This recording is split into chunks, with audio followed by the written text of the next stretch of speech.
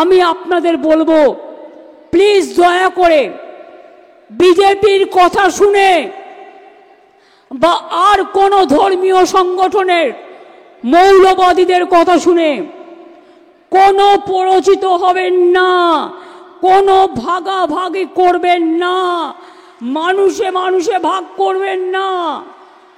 আপনারা যদি মানুষে মানুষে ভাগ করেন, তার থেকে আমাকে আমার গলাটা আমার হৃদয় থেকে বাদ দিয়ে দিন, আমি সবচেয়ে খুশি হব।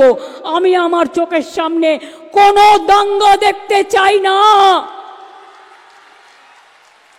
আমি দাঙ্গার বিরুদ্ধে। আপনারা যদি কেউ দাঙ্গা করেন, আপনারা মানুষ দাঙ্গা করে না, দাঙ্গাকারীদের বাইরে থেকে পরিকল্পনা করে নিয়ে আসা হয়, আর তখন আপনারা প্ররোচনায় পা দিয়ে দেন কেউ কেউ। প্লিজ দয়া করে দেবেন না। যদি আপনারা আমায় কথা দিতে পারেন কারো কথায় দাঙ্গা করবেন না, তাহলে দিদি আপনাদের সাথে থাকবে।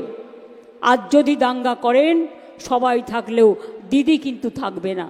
এটা আপনাদের কাছে আমি বলে গেলাম। এটা আমার জীবনের স্বপ্ন। আমি আলো দেখতে চাই, আমি অন্ধকার দেখতে চাই না।